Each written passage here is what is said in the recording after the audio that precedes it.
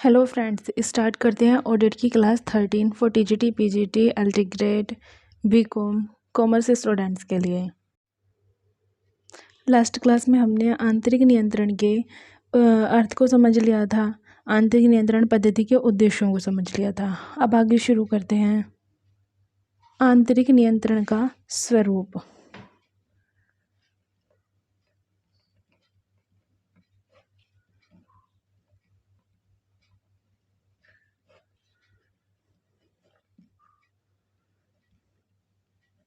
आंतरिक नियंत्रण के स्वरूप। Forms of internal control.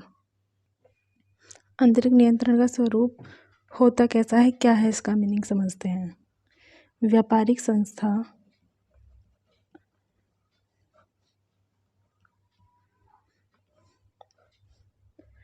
के प्रबंध का कार्य है।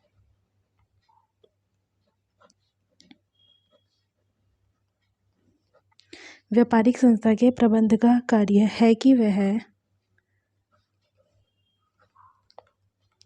किस प्रकार अपनी संस्था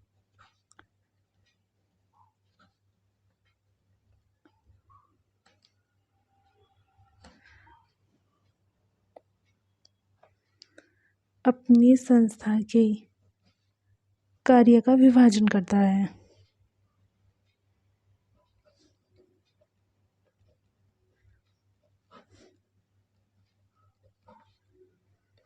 तथा प्रत्येक कार्य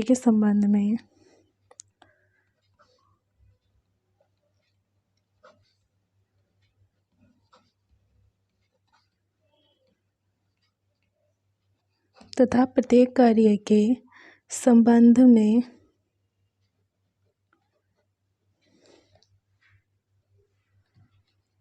कितना नियंत्रण लगाता है, यानी कि कितना कंट्रोल करता है।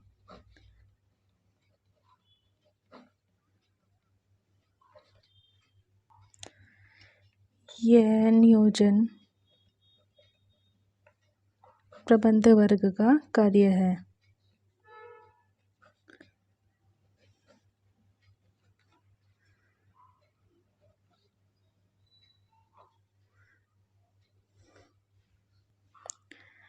जहाँ तक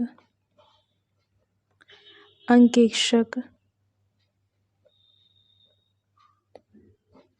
का इससे संबंध है,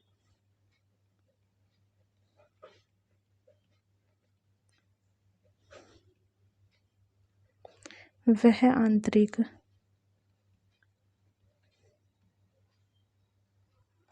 नियंत्रण की विद्यमान प्रणाली, आंतरिक नियंत्रण की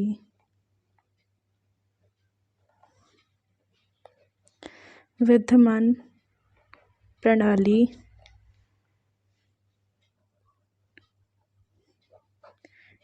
का अध्ययन करने के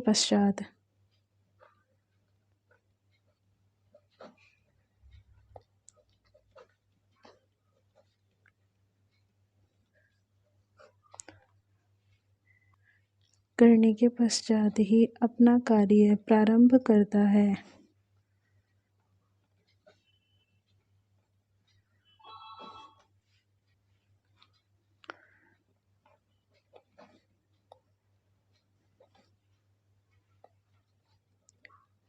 तथा कार्य पद्धति की रूपरेखा बनाता है।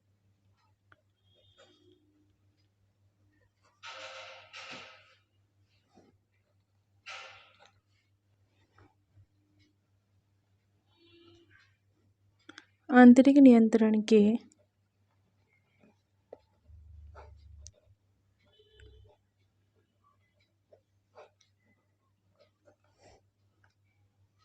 स्वरूप निम्न हो सकते हैं।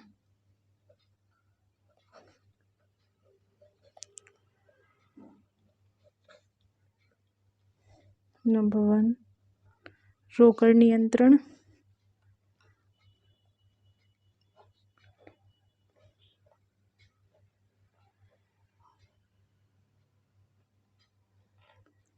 नंबर 2, सामान्य वित्तीय नियंत्रण।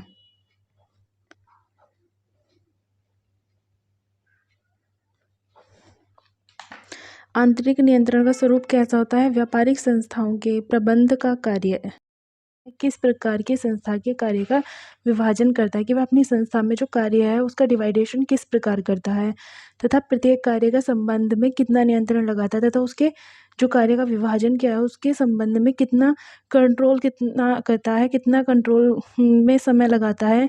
यह नियोजन प्रबंध वर्ग का कार्य है। यह किसके वर्ग का कार्य है? नियोजन प्रबंध वर्ग का। जहाँ तक अंकेक्षक का इससे संबंध है, वह आंतरिक नियंत्रण की विद्यमान प्रणाली का अध्ययन करने के पश्चात ही, किसका अध्ययन करने के पश्चात ही? आंतरिक नियंत्रण की विद्यमान प्रणाली का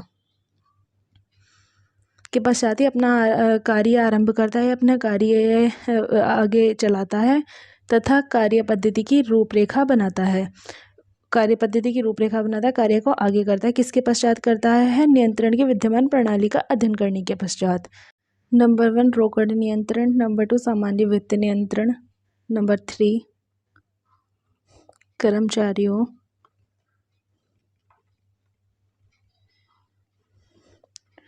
के वेतन संबंधी, कर्मचारियों के वेतन संबंधी या वेतन संबंधित नियंत्रण। नंबर 4 व्यापारिक लेन देनों से संबंधित, व्यापारिक लेन देनों से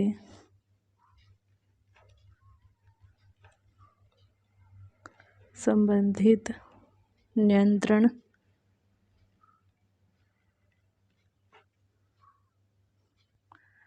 स्टॉक के संबंध में नियंत्रण।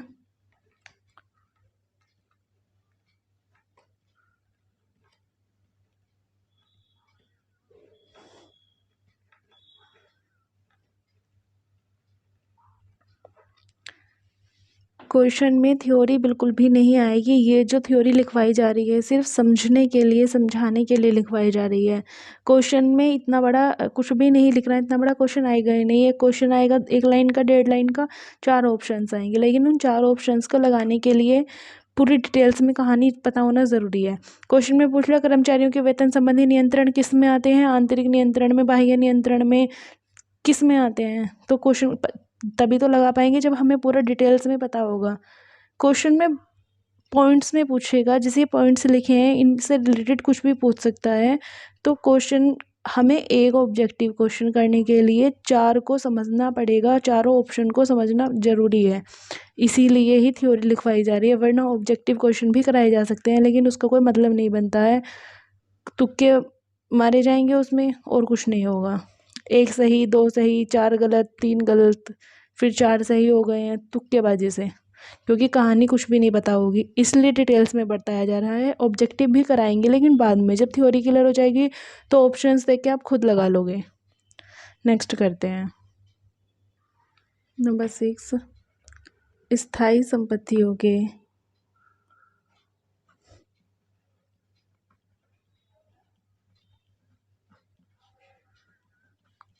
संबंध में नियंत्रण।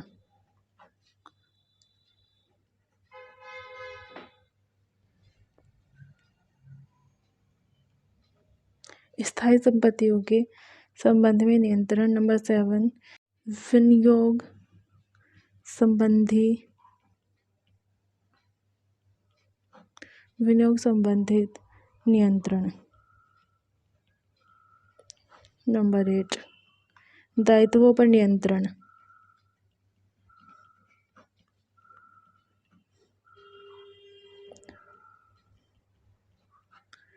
नंबर 9 व्ययों पर नियंत्रण।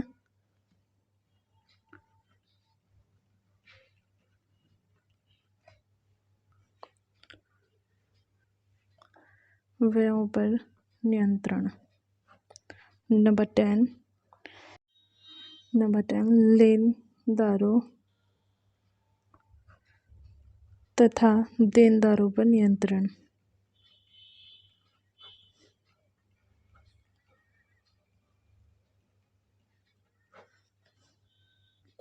किस किस पर नियंत्रण होता है? रोकड़ पर होता है। सामान्य वित्तीय नियंत्रण होता है। सामान्य वित्त फाइनेंशियल नियंत्रण होता है।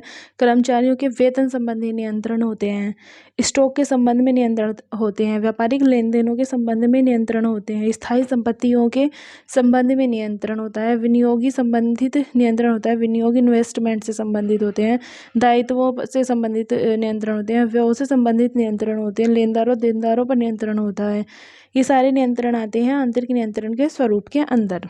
अब आगे समझते हैं आंतरिक नियंत्रण और अंकेक्षण। इन आंतरिक नियंत्रण में अंकेक्षक का क्या रोल है, ऑडिटर का क्या रोल है।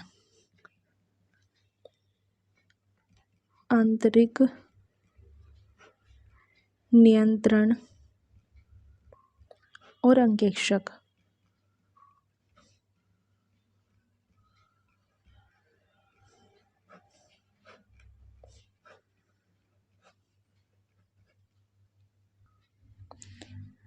अंकेक्षक को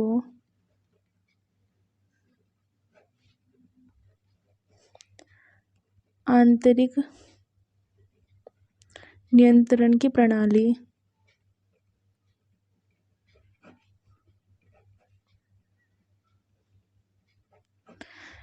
अंकेक्षक को आंतरिक नियंत्रण की प्रणाली के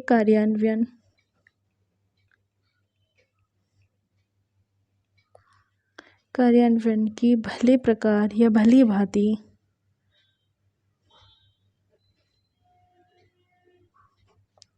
भली प्रकार जांच करनी चाहिए।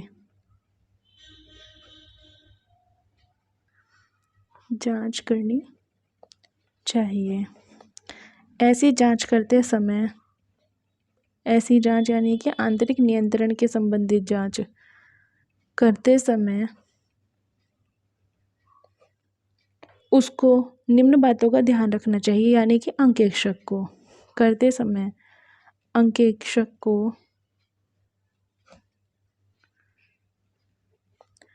निम्न बातों का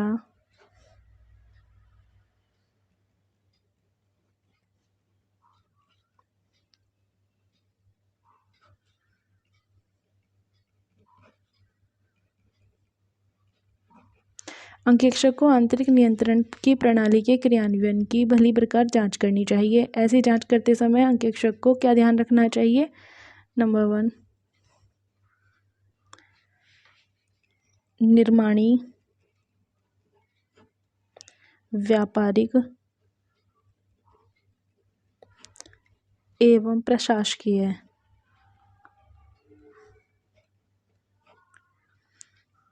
प्रक्रियाओं का अध्ययन।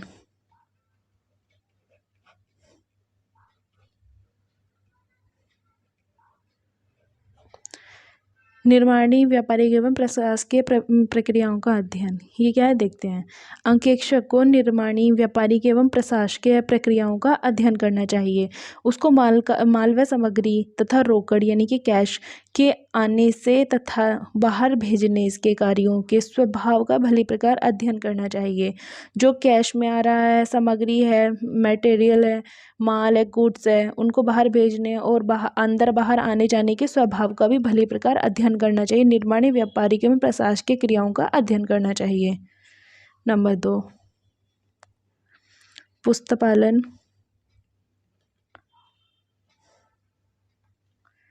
व लेखाकर्म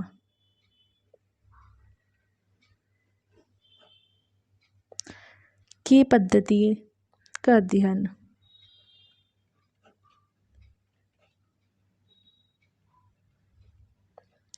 पुस्तपालन व लेखाकर्म की पद्धति का अध्ययन कैसे, यानी कि एक अंकेक्षक को पुस्तपालन व लेखाकर्म की पद्धति के अध्ययन का ज्ञान होना बहुत ज़रूरी है। उसको ज्ञान होना चाहिए। इसके संदर्भ में रोकड़, सामग्री, अन्य संपत्तियां संस्था में प्राप्ति की व्यवस्था की जांच करनी चाहिए। जब वो प्राप्त की जा रही हैं उनकी जांच करनी चाहिए।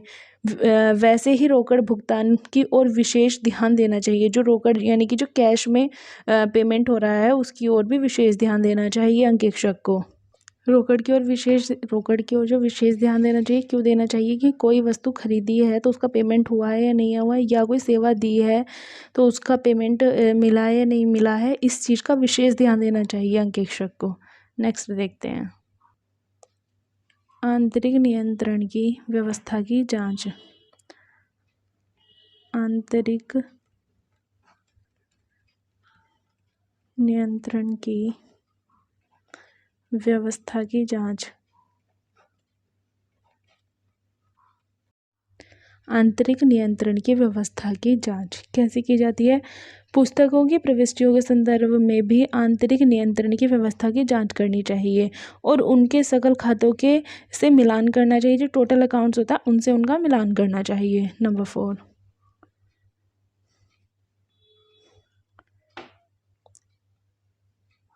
आंतरिक नियंत्रण की प्रणाली की जांच।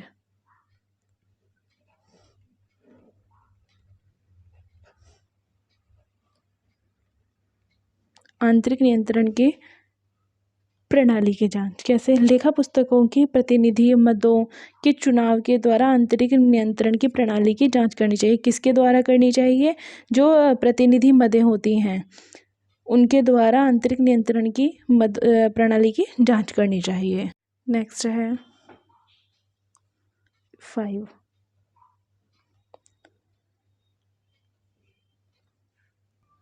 अशुद्धियों के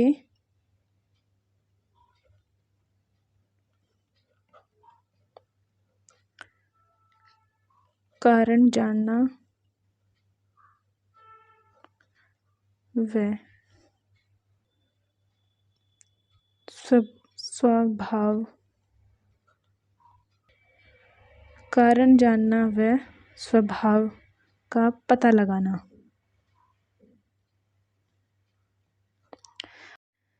अशुद्धियों के कारण जानना व स्वभाव का पता लगाना कैसे लगाना? जो प्रक्रियात्मक परीक्षण है, जो टेस्ट है, उसके प्रयोग में अशुद्धियों के कारणों को जानना कि किस कारण से ये अशुद्धियाँ हो रही हैं, किस कारण से ये कमियाँ आ रही हैं। फिर उनके स्वभाव, उनके नेचर को जानना, कारणों का पता लगाना और उनके स्वभाव, उनके नेचर का भी पता लगाना। यह देखना आवश्यक होता है कि खाते कहाँ तक व्यापार की सही स्थिति प्रकट कर रहे हैं, ठीक स्थिति में है, कहाँ तक ठीक पहुँचे हैं, कहाँ तक नहीं पहुँचे हैं, ये सब पता लगाना। आज की क्लास को यहीं एंड करते हैं क्योंकि कल आंतरिक निरीक्षण पढ़ेंगे, तो अभी शुरू करेंगे हो नहीं पाएगा, तो आंतरिक निरीक्षण कल शुरू करेंगे और आज क्लास को यहीं एंड करते हैं। क्लास पसंद आई हो तो लाइक करें और ज़्यादा से ज़्यादा शेयर करें प्लीज़।